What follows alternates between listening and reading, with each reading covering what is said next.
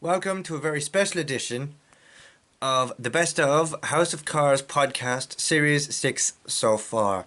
What you're about to watch is a compilation of the best bits of the podcast in the 6th series so far, taking the best bits from movies, TVs, films, automotive entertainment and industry, as well as a whole lot more. This is part 1 of a 2-part compilation. The second part will be releasing around Christmas time this year. So when the podcast wraps up, I'll put together a compilation of the best bits of the podcast so far, and it will also be available in your podcast feeds as well. So do sit back, relax, and enjoy.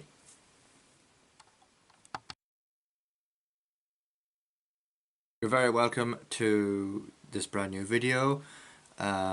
These videos will be relating to episode topics that I discuss on the House of Cards podcast, available to you on your chosen podcast provider.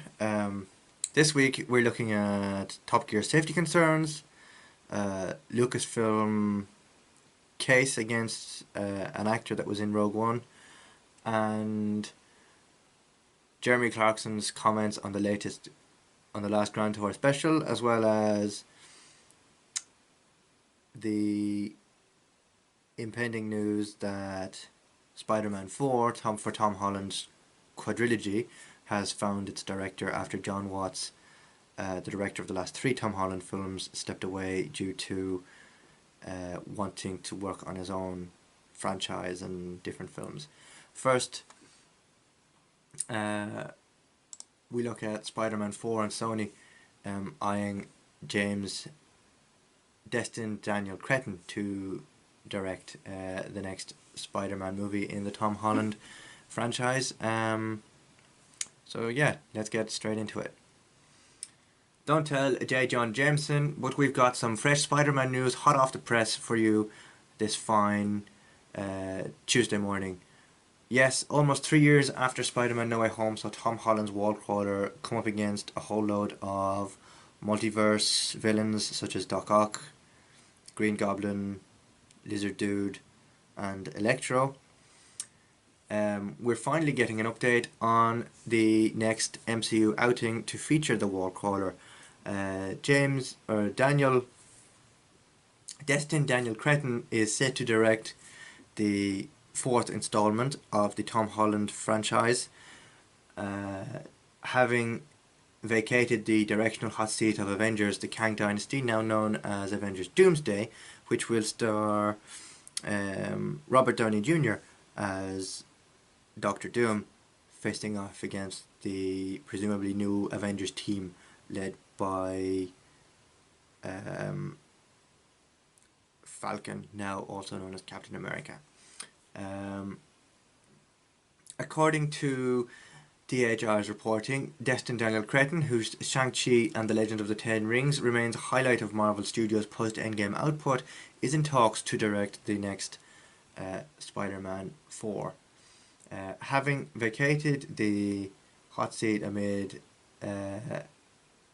all the legal and creative troubles surrounding Kang Dynasty and facing that project, Cretton has almost recently been hard at work on the upcoming Marvel Disney Plus series Wonder Man with Yahya Abdul-Mateen II. That the filmmaker has been courted to helm Marvel and Sony's web-slinging forquel.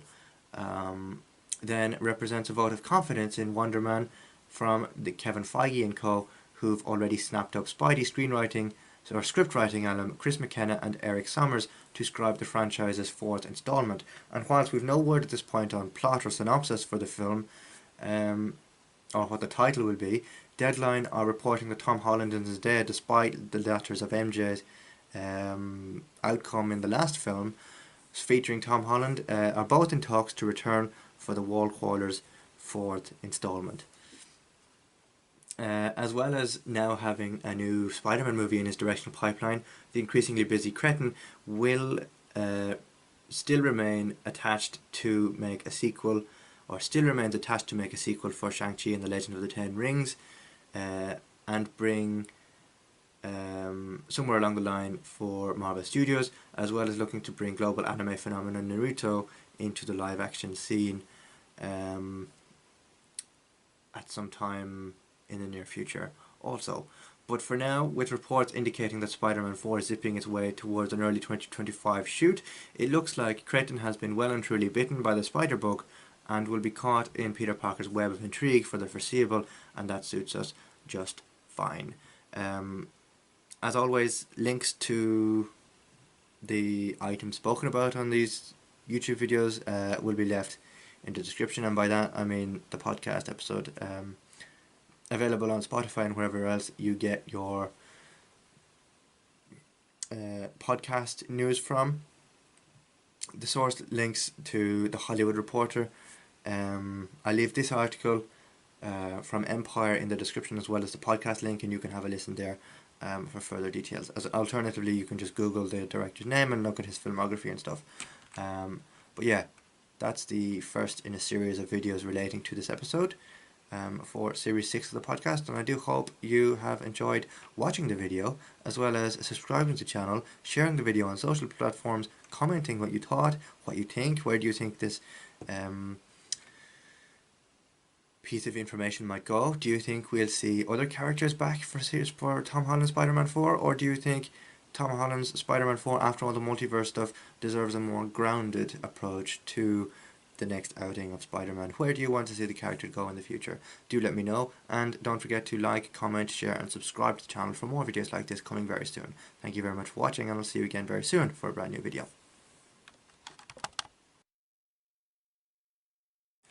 Andrew Flintoff reveals he has anxiety and nightmares of Top Gear crash. I spoke recently of the Top Gear crash that Freddie Flintoff experienced in December of 2022, I believe, and I covered it extensively both on my YouTube channel, outside of the podcast, and over on my other social medias. But now it has come to light that Freddie Flintoff reveals he has nightmares and experiences anxiety of the day that the crash happened.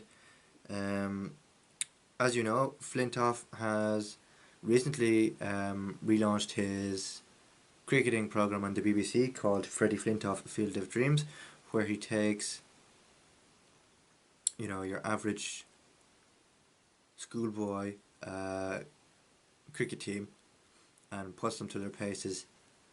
For the next series, he took them to India on a sort of test. I think they have cricket tests in the sport. I'm not really too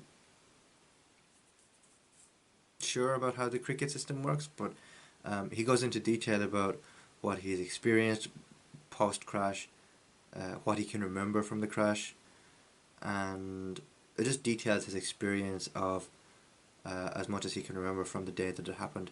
I'll read you an extract from it. The article is quite long, but yeah, here goes. The former England all-rounder sustained serious facial injuries in a crash while filming Top Gear in December 2022. Now the 46-year-old has spoken publicly for the first time about the incident and its aftermath as part of the second series of Freddie Flintoff's Field of Dreams, which begins airing on BBC One on the 13th of August at 9 p.m. I don't know what completely better is, said Flintoff in scenes filmed at the beginning of this year. I am what I am now. I am different to what I was. It's something I will have to deal with for the rest of my life. Better? No different. He has no idea.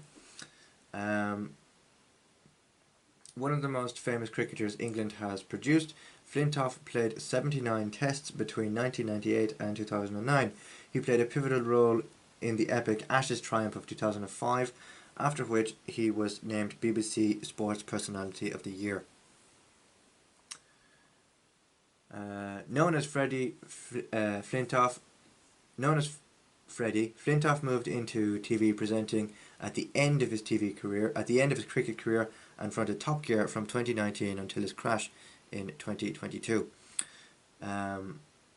Flintoff returned to his hometown of Preston to assemble a cricket team of teenagers that had never played the game before. The second series centres on taking a team on tour of India and began filming before Flintoff's accident took place, resulting in the cessation of Top Gear in the current format. The crash occurred 12 weeks before the tour was scheduled to take place. In the documentary, Flintoff is shown a week and a half after the accident in footage he shot himself on his phone. It reveals the initial extent of his facial injuries. I'm going to quote him here and say, "I genuinely should not be here with what happened," he said. "It's going to be a long road back and I've only just started. I'm going to need help, I really am, and I'm not the best at asking for it. I'm looking forward to seeing the lads, I really am. This India trip is going to be for me as much as it is for them now. I'm determined, I really want to go." In the end, the tour would have to be delayed until 2024. 7 months after the accident, in the summer of 2023, Flintoff was visited by close friend and fellow coach Kyle Hogg. The exchange between the two, captured on the documentary, is Flintoff's first explanation of the impact the accident has had on him. By that stage, Flintoff had undergone a number of operations on his face and rarely left his house. When he did, it was with a full mask and glasses. He then goes on to say that it's been very difficult to cope with and that he experiences a lot of anxieties and even has nightmares about how it happened and all that, which I won't get into detail because it's quite a distressing read for someone. But if you want to see more detail and may discuss the article, then you can do so by listening to the podcast episode which it is featured in, linked below in the description. If you would like to see more content like this, don't forget to like the video, comment on the video, share the video on social platforms, and have a listen to the podcast while you're at it. Thank you very much for watching, and I'll see you again very soon. Disney subsidiary Lucasfilm is being sued for the use of Peter Cushing's image in Star Wars Rogue One, A Star Wars Story. This comes from IGN.com. Disney subsidiary Lucasfilm is being sued over its recreation of Grand Moff Tarkin actor Peter Cushing's image in Star Wars Rogue One, A Star Wars Story. As reported by The Times, a friend of Cushing has alleged Disney did not have permission to recreate the actor's image with special effects for Rogue One.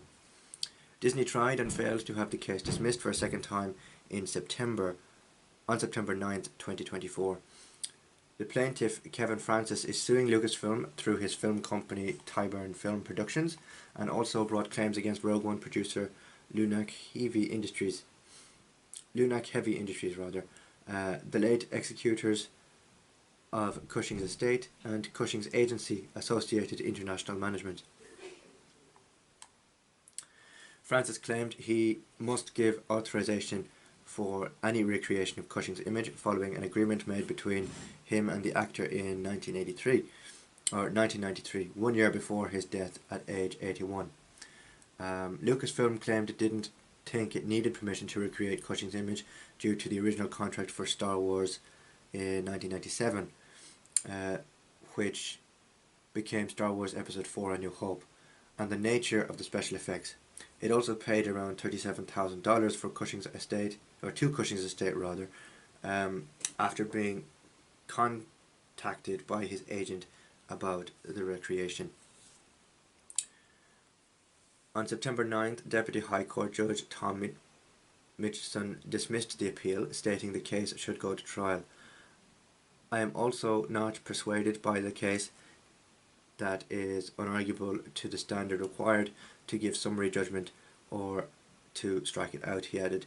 "In an area of developing law, it is very difficult to decide where the boundaries might lie in the absence of a full examination." Star Wars spans many eras, and having started in 1977 with one of the original trilogies, I can't remember which one, features actors throughout many stages of their lives. It has used special effects to de-age the likes of Mark Hamill as Luke Skywalker in The Mandalorian and further films, for example, and this technology has also been used to put deceased actors back into films too. This includes Cushing's Tarkin, of course, but also extends to the use of Carrie Fisher's character, Princess Leia, when the actress died in 2016 after 2 of the sequel trilogy films were released. And Disney used special effects alongside repurposed footage of Carrie Fisher in Star Wars Episode 9, The Rise of Skywalker. For all this and more, visit the link below where you can listen to the full episode of the House of Cards podcast. If you want to see more content like this, don't forget to, first of all, follow the podcast on Spotify, and stick around where I'll have more content like this very soon. Don't forget to like, comment, share and subscribe. Thank you very much for watching, and I'll see you again very soon for more.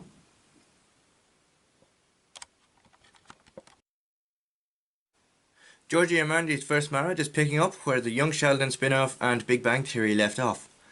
As the most watched program on broadcast Thursday night, the Young Sheldon spin-off opened with 6.5 million total viewers in live and same-day linear ratings on October 17th in the Thursday 8 p.m. slot, previously occupied by Big Bang Theory and Young Sheldon, according to Nielsen data. That was the high mark for the night, which featured Thursday night football and 2 baseball playoff games on cable and streaming, as well as some of the most popular broadcast series led by the top breakout of the season so far. CBS Matlock, Georgie and Mandy's First Marriage, also logged the second most watched new series debut, and live plus streaming on demand of the broadcast season so far, with Matlock the third most watched premiere overall, behind the season 2 opener of Tracker and Matlock. In its time period premiere, the legal drama starring Kathy Bates drew 6.38 million viewers. That was down 18% from the big 7.73 million, both live and same day streaming, who tuned in for the special September 22nd sneak peek behind an NFL boosted 60 minutes, but a still very solid number, only bested by Georgie and Mandy's First Marriage on CBS that same evening. If you want to see this conversation in full, click below. That'll bring you to the podcast in which this clip is featured, and you can listen to the full conversation. Don't forget to like, comment, share and subscribe to the YouTube channel for more videos and new episodes every Thursday. Don't forget to leave a rating on the podcast, as it helps boost the podcast algorithm and allows more people to view it and tune in. Thank you very much for watching, and I'll see you again very soon for more. Good evening everyone, and welcome to a brand new video. This video relates to the impending Grand Tour special that's going to be released tomorrow on Prime Video, and in it I will talk about the synopsis for the episode that was, I suppose, hinted at or spoken about at length on my podcast at the beginning of the season. So it's quite a lengthy synopsis, given that it's the last special of the Grand Tour trio of Jeremy Clarkson, Richard Hammond and James May. So I will kind of condense it down into easier, more simplified steps for you to understand. Basically give you the TLDR version of it, which stands for Too Long, Don't Read. Basically, right, the trio are in 3 cars that they've always wanted to own. They visit, but they're in Zimbabwe for the final special. They drive through Zimbabwe into Botswana, carrying silver, meeting up with friends along the way, some old and some new. Some might be recognizable. A lot of people think that the person that they meet up with in the special is former Stig Ben Collins, who, as you know, got into quite some controversy over the earlier seasons of Top Gear, revealing himself to be the Stig, when the Stig was supposed to be a secret. Now, as I understand it, Jeremy and the gang are still friends with Ben Collins, so there's no love lost there. But anyway, to continue on the story, the trio continued their way through Zimbabwe and into Botswana, carrying copious amounts of silver that they realise they shouldn't have when they get to the Zimbabwean border to cross into Botswana.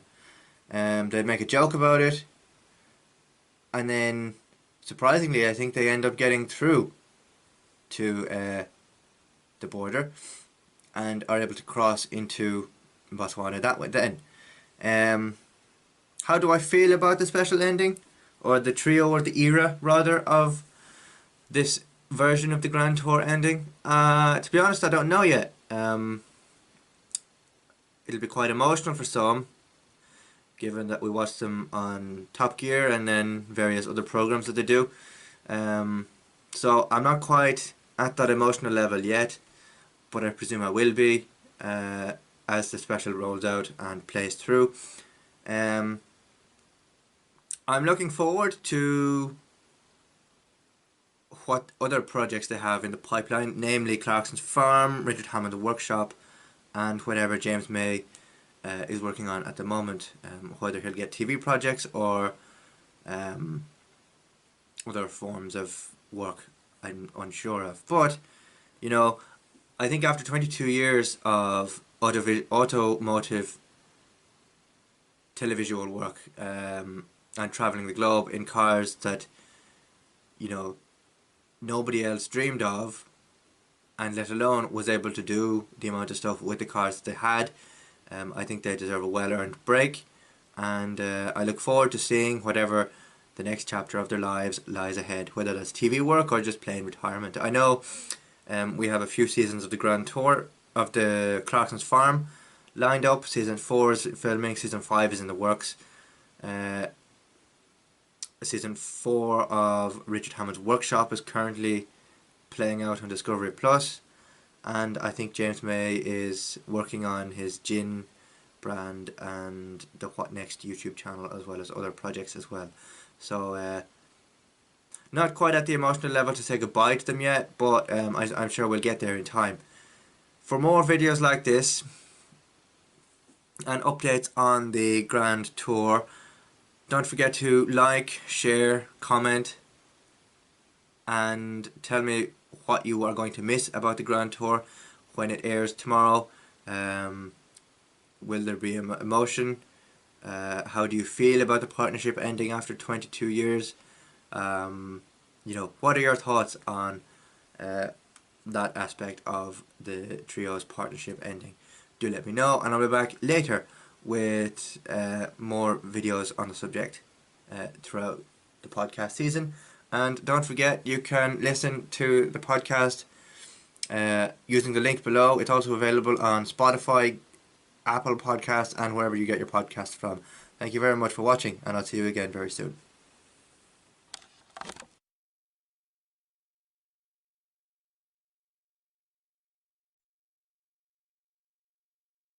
Marvel Studios releases Thunderbolts teaser trailer and poster. Marvel Studios has released the first teaser trailer and poster for the upcoming feature film Thunderbolts, uniting the MCU's least anticipated band of misfits. Florence Pugh returns as depressed assassin Yelena Belova, and the trailer finds her teaming up with some unlikely faces. The returning cast includes Sebastian Stan as Bucky Barnes, David Harbour as the Red Guardian, Wyatt Russell as John Walker, Olga Kurylenko as the Taskmaster, Hannah John Kamen as Ghost, and Julia Louis-Dreyfus as Valencia Allegra de Fontaine. Lewis Pullman and Geraldine Vivaswan also star. In addition to sharing the first teaser trailer, Marvel Studios has also released the first poster for the upcoming Thunderbolts film. Jake Schreier directs Thunderbolts, with Kevin Feige producing. Louis Despacito, Brian Chapek, Jason Tamez and Scarlett Johansson serve as executive producers on the film. Marvel's Thunderbolts opens in US theatres May 2nd, 2025. For all this and more information, click below to listen to the podcast episode in which this clip features, and don't forget to leave a rating on the podcast, as it helps boost the podcast's listenership ratings and also allows it to be discovered by more people. Don't forget to like, comment, share and subscribe to this channel for more content like this, and tell me below, what are you most looking forward to about next year's Thunderbolts movie by Marvel Studios. Thank you very much for watching, and I'll be back later with more videos.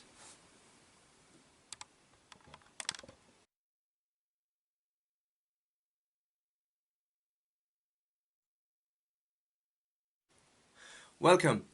It has just been announced that Disney is to name a successor to Bob Iger, the current CEO of Disney, in early 2026. This information comes to you from Reuters. Walt Disney said on Monday it would announce a replacement for CEO Bob Iger in early 2026, marking the first time the storied media and entertainment company has formally announced a timetable for succession. The investor community said the news signals progress for a company that has been struggling to find a successor for Iger, the affable, camera-ready executive who shaped the modern Disney through a series of high-profile acquisitions. Disney said Morgan Stanley veteran James Gorman would become chairman of the board on January 2nd after stepping down from his post as an executive chair of Morgan Stanley at the end of the year. He served as CEO of the Wall Street Bank for 14 years and is credited with growing its wealth management business. Gorman has been praised for deftly executing Morgan Stanley's succession plan, in which Ted Pick was chosen from among 3 contenders for the top job. In a rare outcome on Wall Street, the 2 other CEO candidates, executives Andy Spearstein and Dan Simkowitz, remain at Morgan Stanley. So a big development in a succession plan for Bob Iger comes into the fray in early 2026.